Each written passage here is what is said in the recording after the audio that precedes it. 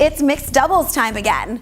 So when it comes to player-coach relationships in the tennis world, having the funds to work with a top-notch coach and choosing the right one that meshes with the player's game is crucial.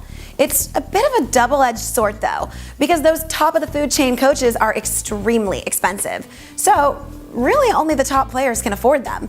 And as a result, those pairings are also really the only ones that make the headlines and pique people's interest. So on that note, today we're going to talk about Novak Djokovic's decision to take on three-time Wimbledon champion Boris Becker.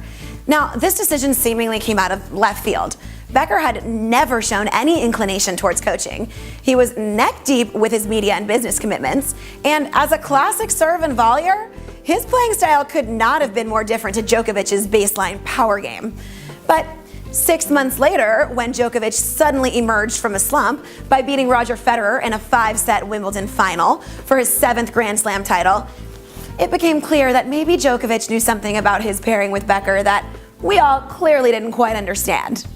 Djokovic told reporters that, more than anything, Becker is hugely beneficial when it comes to his mental and psychological game. Djokovic goes on to say, Boris contributed mostly from the psychological perspective because of his broad experience. Most important is the mental toughness and self-belief that he instills. Tennis is a hugely mental game. Your mental state can dictate a win or a loss, no matter what your skill level is. You can be the best player in the world, but you can be ranked number 300 because your head continually gets in the way of your game. As a young tennis player, and even honestly to this day, mental toughness is by far my biggest hurdle.